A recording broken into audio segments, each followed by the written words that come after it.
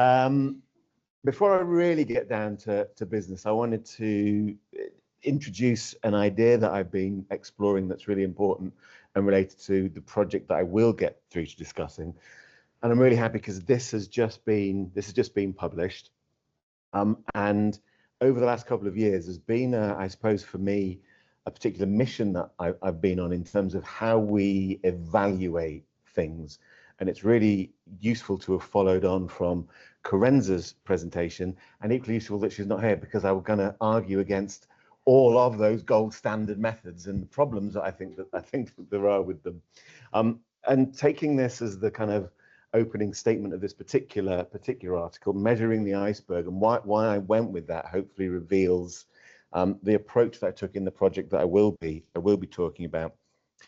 My feeling is, and I've been to a number of conferences now when I've talked about this, and it tends to split the room somewhat, is that at the moment when it comes to particularly the area that I'm in, creative health and social prescribing, measuring the impact of arts on health and well-being, or indeed many different things on art, on health and well-being, what we are doing is applying all these very complex formulas to this tip of the iceberg. That's the only thing that we are looking at in any way, shape, or form. And in a moment, I'll talk about what we are actually even measuring when we do that. Alongside that, what we might do, and if you can see them, these little ice cubes that I put up on the graphic, we might kind of dive down into the water, get 3 ice cubes as these are the human stories, and go, oh, and this also involves people as well. What we're not doing is looking at any of this, and I would argue that this is the really important stuff. And so what I'm kind of really focusing the evaluation approaches that I want to adopt on is, this is my favorite little graphic, is putting these little submersibles down there to be able to illuminate what's going on in the depths. Now, that article that I mentioned at the beginning, where I used that analogy of measuring the iceberg, really took and found 2 really key findings that have come up again and again in all the research I've been doing across different projects. On the one, engagement occurs against a backdrop of cumulative and overlapping life struggles, including trauma, chronic illness, poverty, social isolation, and experiences of systemic inclusion. These are things that aren't being really measured or understood. So this is the starting point that many people are that I'm working with in the projects that I'm involved in.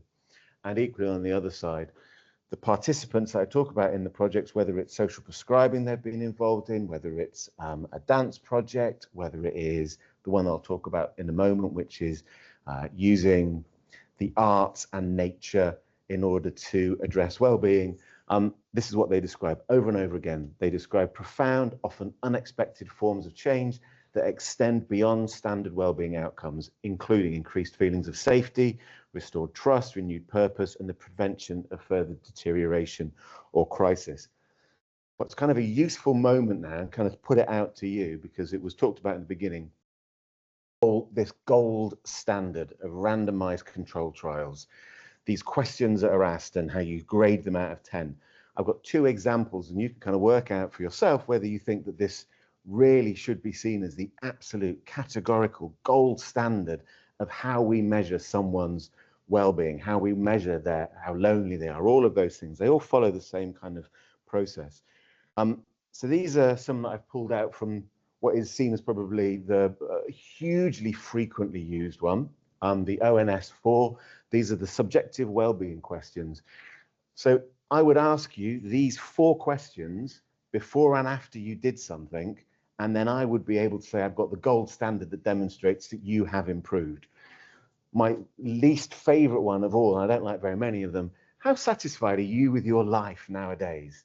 If I asked you that before you came in and sat down here, and overall there was an average of 4, and you enjoyed what we did here, and you left and you all scored 8 as an average, I could go, this presentation today has gold standard improved your well-being, which I think would be kind of a leap. Equally, what Jack's idea of what say Jack and Steve both scored 7 for that question. For you, Jack, that 7 might be just feeling brilliant. 7's really high for you, whereas Steve might have 7's pretty low. I'm normally a 10. So it's all very very subjective. So there's that one, and the other one I wanted to bring your attention to, this is probably the most frequently used one, is the Warwick Edinburgh Mental Wellbeing Scale. And I pulled these particular questions out. Again, they're scored against 1 to 10, because I think there are contradictions within it. Out of 10, I've had energy to spare, out of 10. Also, I have been feeling relaxed. So are you going to score both of those at 10? I've got energy to spare and I feel relaxed. So there's so many nuances within these questions that I just don't really think that they are kind of fit for purpose. I really, really struggle with them. And I don't think we're asking the right questions to get the answers that we're actually looking for. And it's with that I wanted to kind of put that as my overall outlook and mindset when I approached this particular project. That is, I have to say, one of the favorite projects that I was so lucky to be involved in, the Lincolnshire Culture and Nature for Health and Wellbeing Project. There was myself, I was working on it with Lincolnshire County Council, Sarah Grundy, a wonderful facilitator called Rachel Petheram from Catkin Flowers, and Colin Hopkirk from Everyone. The group of people that we were focused on and working with were unpaid carers. And if you know anything about unpaid carers, they're often known as the second NHS. They're kind of forgotten about the billions of pounds, I think it might even be on this, in terms of the care that unpaid carers provide, in terms of that kind of healthcare support across the United Kingdom, approximated 162 billion pounds of care annually. And it's also recognised, and there's a report that came out about it recently, that they are in crisis. The personal costs that these people that are carers incur, very much out of public view, but the extent of burnout, the loss of identity, the impact on them is really huge. Not something that I really knew about until I started to work on this project and get to know some of them and have conversations with them. It was, as I say, a beautiful project. This is some of the materials that were created by it. We began with a period of co-production. So we met with a group of unpaid carers to say, look, what we have in place is we've got Doddington Hall, they're invested in this. We have this artist facilitator, and we're going to work with the gardens in Doddington Hall and use that as inspiration to create works of art and craft and so on and so forth. How do you want us to do it? I think one really big takeaway is we had an idea of how we thought it would probably work best. After meeting with the carers and talking with them, our idea of what would work best was thrown in the bin because our ideas were so preconceived and wrong. For instance, we thought, well, probably best if we had 90-minute workshops once a week for a couple of months. They said, absolutely not. What we want is 4.5 hour to 5 hour workshops, beginning precisely at 10 o'clock. Got to begin at 10 o'clock because we need time to get everything done and ready in the morning to get to you for 10 o'clock. And we only want them once a month because anything else, we just wouldn't be able to work it around our schedule. That's just one example of the things that we got to understand through co-production in terms of how to design it. So we designed it. It was just, as someone that thinks that I can't do art, I was amazed by what I could produce. I got to go to most of these workshops with them. So I had what we would call at the top there, embedded ethnography. So I was there as at many of the sessions as I could possibly be on. Got to make an amazing wreath, Christmas wreath myself that I never thought I'd be able to make. And that allowed, I think, to really build up a sense of trust and conversation with the participants themselves. So they got used to me being around and would talk to me, and we would discuss different things. So there was just me being present, number one, with the embedded ethnography. The next part, and I really, hello, just seen a film of you. Yeah. Sorry. Yes, of course. Yeah. Yep, it's fine. It was lovely. Thank you. Good.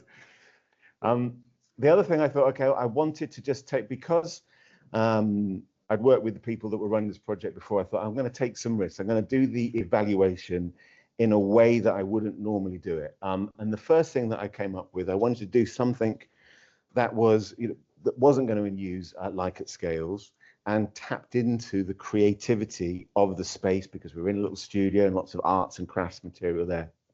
So I developed this, which is a mandala and feelings-based feedback. So what they would do at the beginning, before the session itself, they would draw a picture. There was lots of crayons that I brought with me, using symbols and images that would try and capture what it is that they're feeling, what they're thinking about at the moment.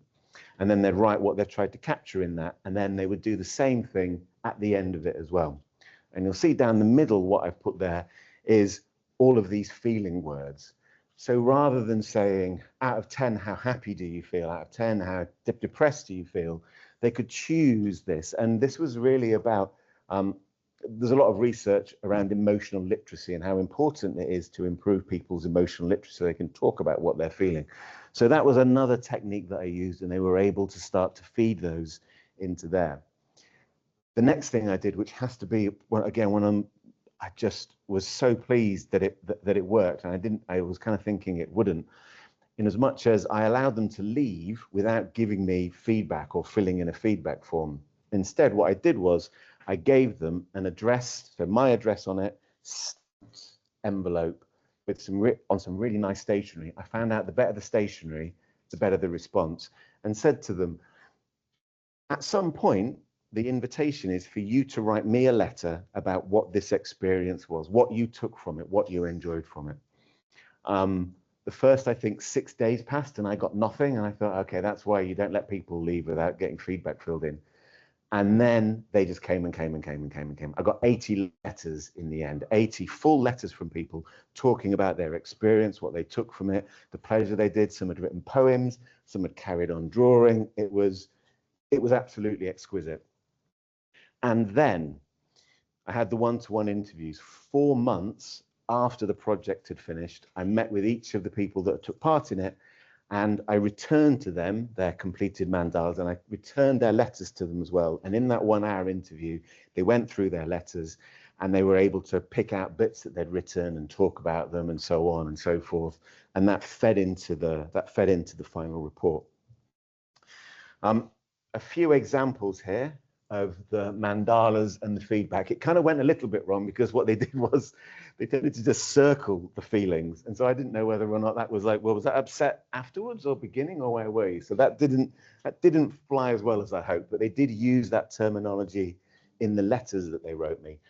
But I did really like what they did in terms of the drawing. So you've got someone with a standing in a rainstorm, and they've got an umbrella, but the umbrella's broken, to moving to walking through a forest and feeling happy and free. And sometimes it was a little bit more symbolic, like as is indicated there. So that was a really interesting technique that I'll come back to and show how I've been developing that with an app provider called Impactosaurus. One thing I've taken from the report and just put there, again, as with that previous article that I showed you, what really stood out was the place that the participants were in when they began the project, the struggles that they were encountering, the burnout, the isolation. Again, it was, I think, really important as we looked at the evaluation to understand what the people that were participating were experiencing, the letdowns that they'd had through the health service and the support, the amount of stories that they told me about initiatives like this that just didn't help at all, that they would go to and they hadn't been co-produced, so they didn't really fit within what they were able to do. It was really fascinating to get those kind of conversations. So I think it's a useful thing to think about, which is this is not starting with a group of participants who are doing fine, feeling great about things. There has been many years of struggle that they were coming with. When I sat down to write the report and went through the data and the information that had been gathered in the letters and in the on the mandalas and then the interview as well, and trying to put all that together, it was quite a unique experience because there were points when I was thinking, if I put this in the report, it's going to seem like I'm lying because the impact is so huge, is so positive that they're saying that it feels hard to actually capture it in words. But to break it down into 5 particular categories that really stood out from the data that we gathered from them. Number 1 was immediate and sustained relief. the role that these workshops were playing in the participants' lives, the immediate relief I'm referring to, just by being there and doing it, immediately changed how they were feeling about things. They looked forward to it hugely. When they arrived, there was a real freedom. It took a moment. Many of them spoke about initially there was a feeling of kind of guilt. The guilt would last for the first half an hour. I shouldn't be having this pleasure and enjoying myself in this way when my partner, the person I'm looking after and caring for, isn't having this experience. And then they moved away from this. But what also really struck was that sustained relief. How many of them referred to, after the workshop, going home, how many days and weeks it sustained them, how often they thought back to what they were doing, to being in the gardens, to being around the trees, to picking the flowers, to doing the printing using these. How often those thoughts returned to them was really, really surprising. One thing that was actually quite moving when looking at the letters and talking with the people that took part of it, and I've called it Cared for Carers. It seems like a really small thing, and it wasn't something that me and the team had particularly thought about, but when the participants came and arrived, they didn't have to prepare lunch. They got, if their cup of tea was empty, we filled it up and gave them a fresh cup of tea. And there were biscuits and there was conversations. So they were really, really looked after. And every single one of them identified that as being huge for them, as feeling seen. And so just something as small as looking and realizing that your cup of tea is empty and getting you another one was having this huge, huge impact on people who spend all their time looking after someone else, that they felt looked after. Number 3, busy hands, is taken, it's a direct quote from one of the participants that again was thematic throughout the feedback that we got. And she said, how easy it is to talk with busy hands. And it was this idea that really got me thinking about all of the, many of the creative health projects that I'm involved in, but particularly the way in which rather than it being, and they talked about, and what was it referred to as? They talked to us the moan fest that they got invited to, which was, oh, you're a carer. Do you want to sit around with 10 other carers and moan and complain about what it is that you're doing and experiencing? What they really liked was there was no pressure to talk about caring or being involved in it. And instead, the conversation just rolled along naturally, and it would intermingle with moments of silence that didn't feel pressured to talk because everyone was doing something, to moments of just talking about general things, talking about what they're creating, and talking about the experience that they're having as carers. That was really, really key. Nearly there. The other 2, rediscovering personal identity, came up again and again and again and again. The fact that they were having something that was just theirs, that didn't, they talked about, losing their jobs, of how their lives had absolutely changed. But in those moments, in these workshops, they were just doing something for them. They were expressing something about them that had nothing to do with their caring position. And so this idea of their own personal identity kept on being referred to. And the last one at the bottom I called the mantelpiece effect.